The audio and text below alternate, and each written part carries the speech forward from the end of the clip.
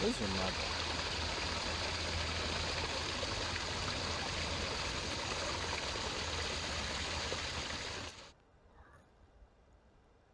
How I got saved. For after I got red pilled, I kind of dived deep into red pill content. I devoured all the content, all the information that I could find on the internet. And I think the most lucrative space to mine was the manosphere. For the manosphere is kind of like a group of content creators on YouTube. Well, they may not only be on YouTube, for there are others that write books, there are podcasts, and there may be seminars every once in a while, but kind of like face-to-face meetings aren't necessarily the best way to kind of like get the red pill message across. So the manosphere is kind of like a group of content creators, mainly on YouTube, that kind of like make videos about the red pill. Well, not the entire red pill, not everything that the red pill consists of, but the red pill in respect to relationships, in respect to intersexual dynamics, the dynamics between men and women. So I dived deep into the space and I studied everything that I could, everything that I knew that I didn't know. I watched all the real life footage, in fact, for I think that is a gift of the internet. Everything is recorded, so in some real sense, we are all eyewitnesses, or we receive the eyewitness account of any story that someone tells. So they don't need to tell the story, they can just show you the video of the actual incident. And within these videos, I came to deeper realizations, deeper epiphanies of the culture that I was in, of the world at large, of the reality and the nature of intersexual dynamics, of relationships, of the state, of the society that we live in. And from there, I kind of like came to conclusions about what I wanted to do with my life, who I wanted to be, kind of like mapped out the man I had to become. For with this knowledge, I couldn't be the person that I was anymore. In fact, I wasn't the person that I was because the knowledge had transformed me. The epiphany, getting red pilled, had changed me in some fundamental way that I could not reverse. I could not take it back. And within this new person that I had become,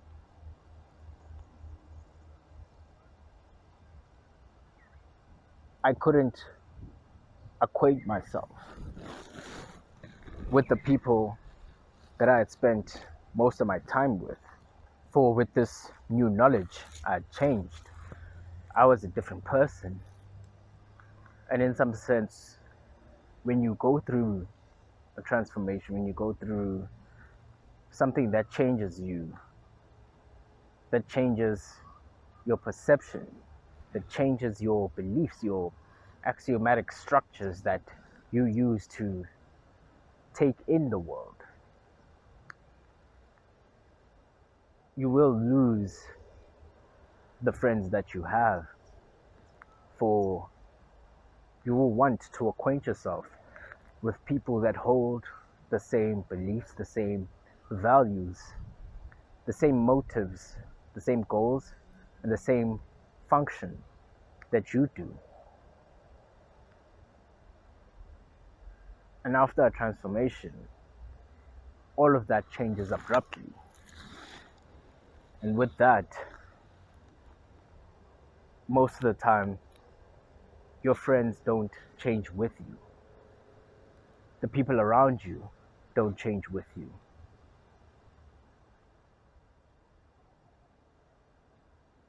For within that transformation, I kind of like broke off most of my friendships, most of the friendships that I had, for I had to let them go. I was not the same person. And as I broke off more and more friendships, I realized that my social circle was becoming so small that there was going to be no one left.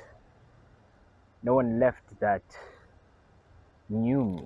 No one left to share reality with, to share experiences with. At least no one that understood my reality or my experiences or my point of view or the way I saw the world.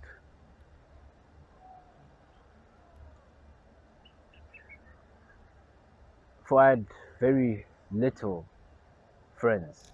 I had a very small friend group. And I got to a point where I was only left with a handful of friends. And I really didn't want to let them go. I didn't want to end the friendship, for they were good people and it was a solid friendship with. And I think that was the problem. For not only had the friendship kind of lost its function, my belief structure, my morals, and my values had changed as well. And they had not changed along with me. And it took some time, for there was something in me, or an inner voice, my gut kept nagging, kept crying out, kept telling me that I had to let them go, that I had to end the friendship, because there was no longer a point, there was no longer any shared interests between us, between the people that we had become, between all the transformations that we had gone through.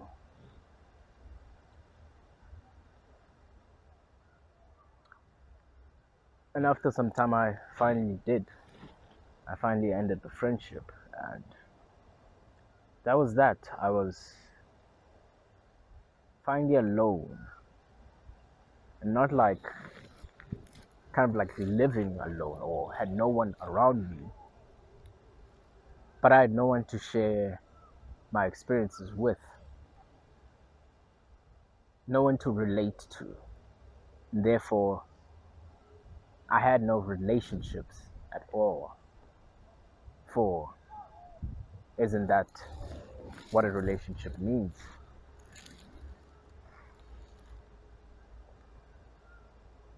And within this, I had kind of like trained myself and developed myself to the point where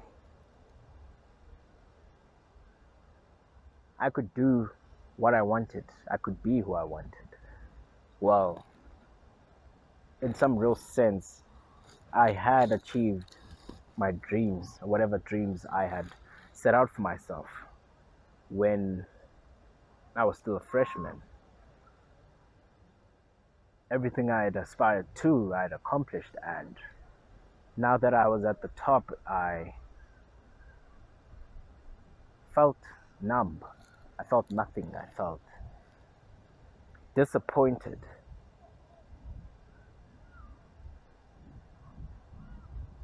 For I had everything that I could have ever wanted, everything I had wished for, but now I had a longing to climb a different mountain. And I didn't know what that mountain was going to be. I didn't know what that mountain was.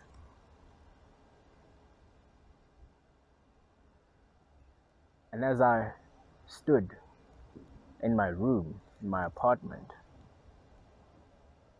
contemplating on my life, contemplating on how far I'd come, all the changes that I'd gone through, all the development that I had undergone. And I thought about the world, about the current culture that we live in. That was this all that there was to it? Was my goal just to train as hard as I could, build as much muscle as I could, make as much money as possible, and just charm as many women as I could? And that would be that. That would be the meaning to life, to my life at least.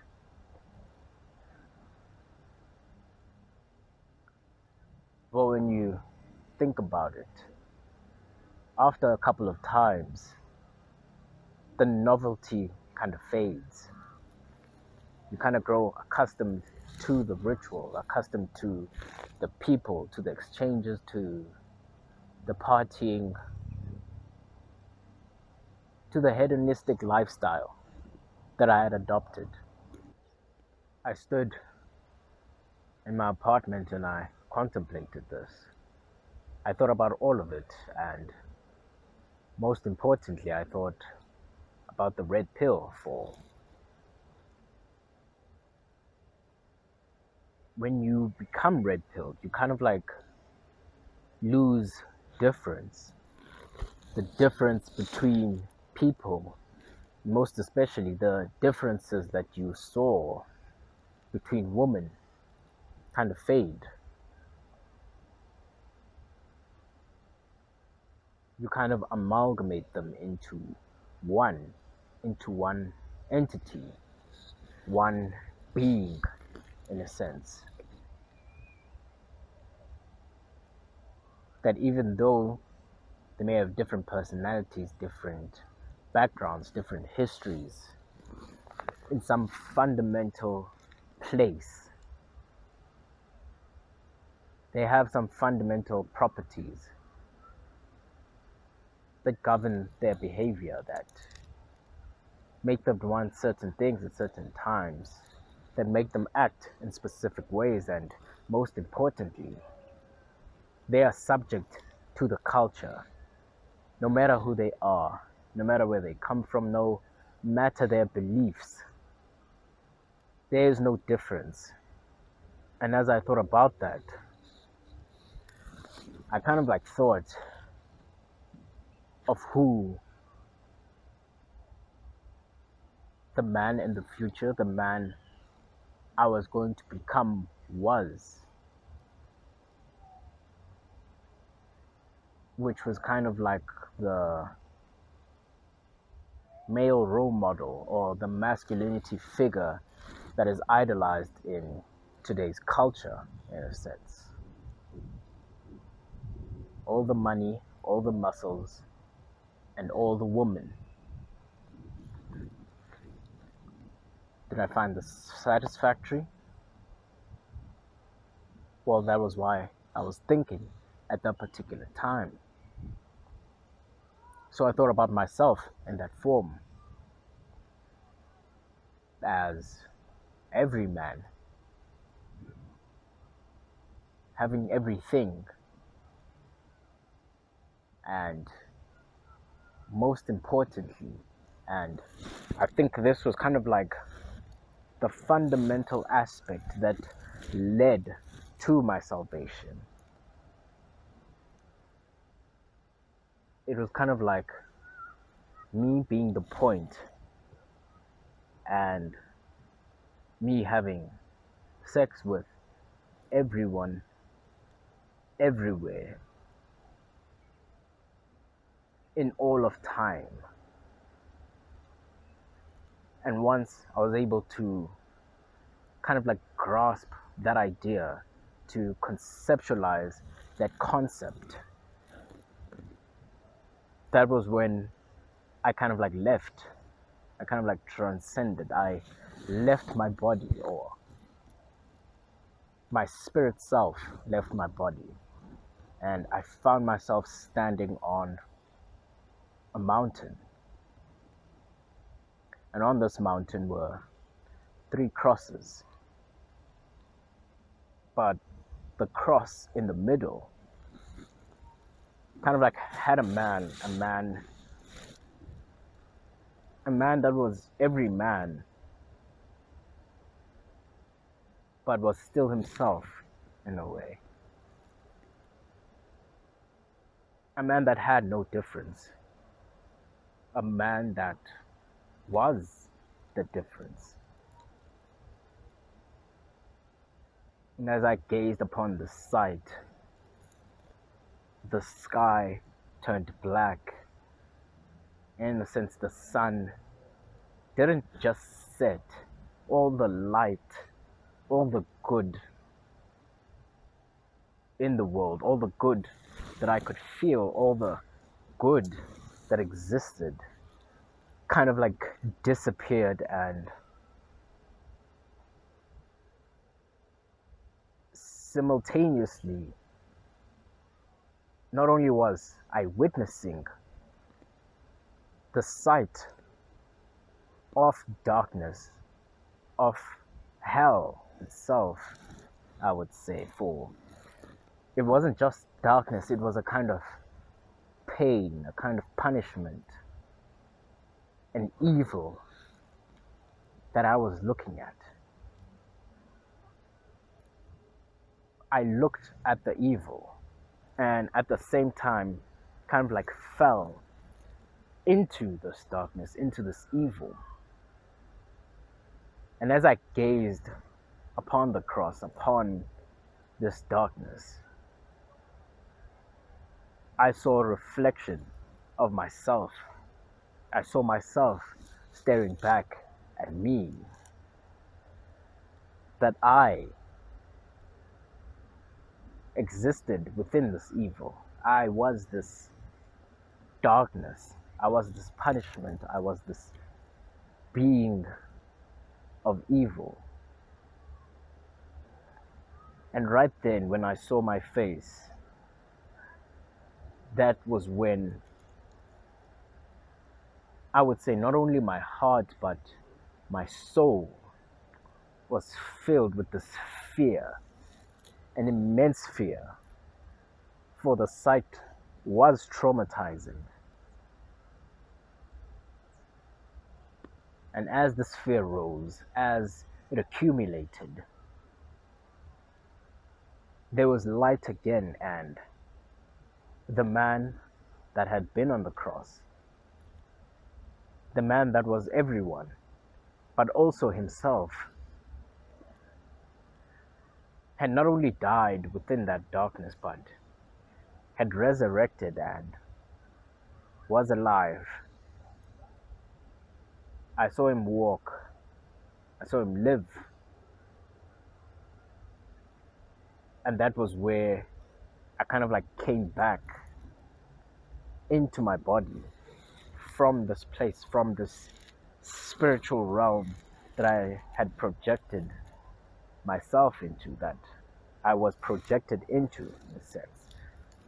For when this all happened, I was standing by my desk with my eyes wide open, just thinking. I was on my way outside, on my way to campus. And I came back into my body, and it felt like no time had passed at all, but I had experienced so much, I had seen so much, and most importantly, I was a different person. I believed not only in God, for I believed in God before, but it was in a different form, a different conceptualization. Before this experience, my belief in God had kind of like been centered around knowledge. That knowledge was being that consciousness was the be all end all, and that was what I strived towards. That was my that was what I elevated above all. Presence and the perception of all. I think that's how I would describe it. But after I came back from this vision, not only did I believe in the presence, in its perception, in its embrace, in its being, I also believed in Jesus, in the death and resurrection, in the crucifixion, for I had seen it myself. I had been an eyewitness. I was there in a very real sense. There was no way I could deny it. There was no way I could say that it didn't happen because I had experienced it. I had seen it. I'd seen the darkness. I'd seen the evil that dwelt inside of me. And most of all, I was grateful. I was grateful that I had been saved, that my sins had been atoned for on the cross, that I was saved, that I had a father.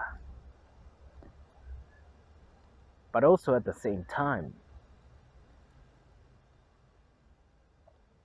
also having been red-pilled, I kind of like understood the implications of the new person that I was now. But I also couldn't discount the person that I was, and there was a conflict between the two, a conflict between the two beliefs, between the two cultures, between the two fathers. For back then, I thought they were different. I thought they were separate entities that couldn't exist together. But now I know that Jesus is the Father, and within him there is no difference, for he is all the fathers.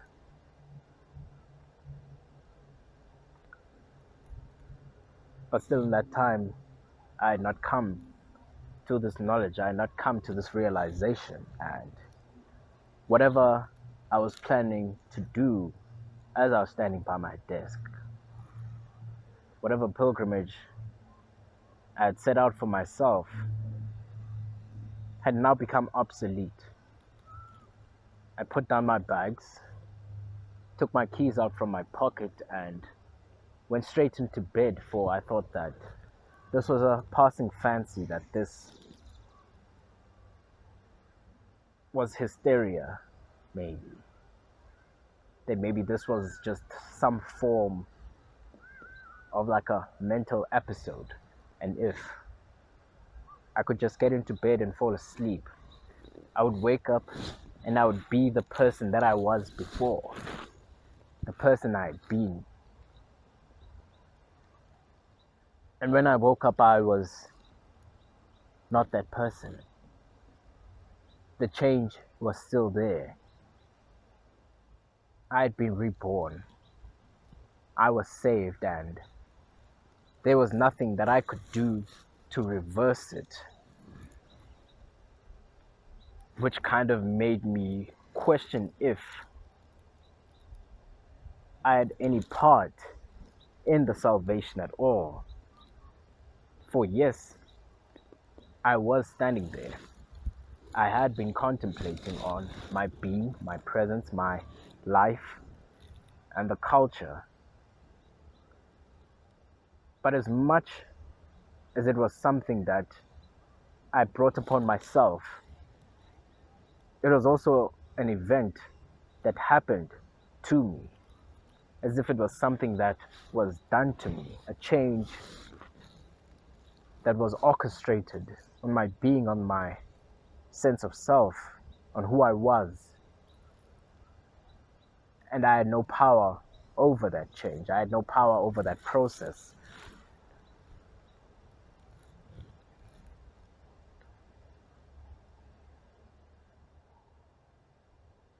And after that, there was something that also changed within me that I didn't notice then, but became apparent as the months went by, and more especially when the year had ended.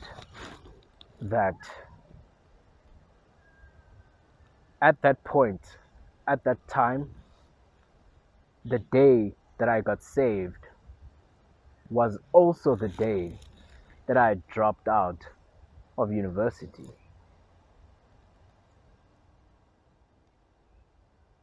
Not only had my beliefs changed, but my life goals as well, what I considered important, had changed. The type of places that I wanted to live in had changed in a very fundamental and subconscious way, because I think dropping out was not a decision that I made consciously. It just came with the salvation. It was also something that I couldn't fight, something that I couldn't oppose.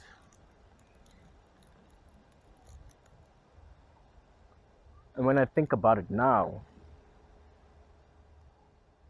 it makes sense. For we go to university, first of all, to have an identity,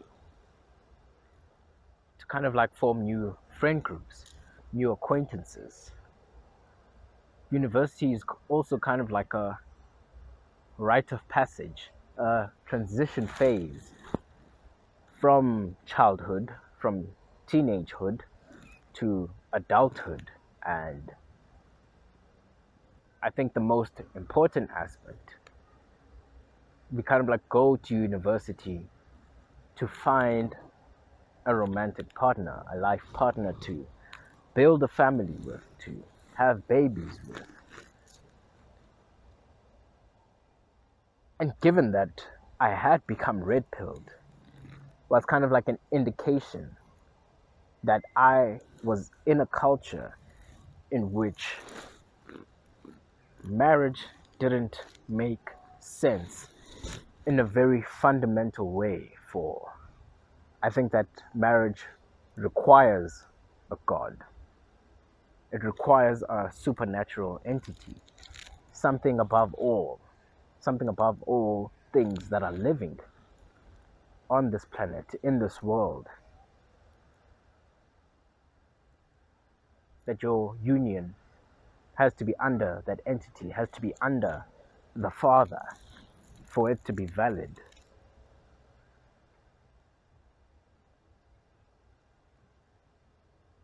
And all of these things were things that I could not find in the university anymore. In a sense, the function of the institution had become obsolete at the point of my salvation. I had a different father. I was a different person. And I had to conduct myself in a different manner. My goals had changed.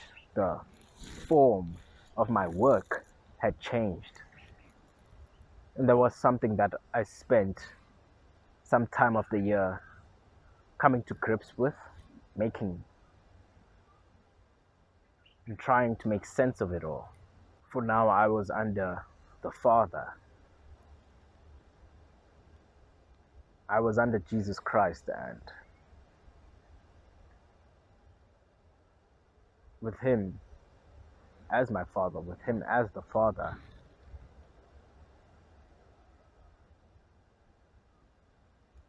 there were things There were rules I had to follow.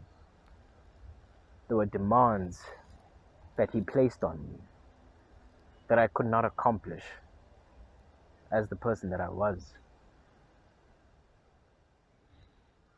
The change was inevitable. From that point on, I went out and got myself a Bible. For it was in this book that I didn't understand before, that I think everything was written in that. I could make sense of this vision, this out of body experience, this occurrence that I had witnessed. And I read it. I spent most of my days reading it, and the more I read, the more I grew in Christ, the more I grew, the more my spirit grew, and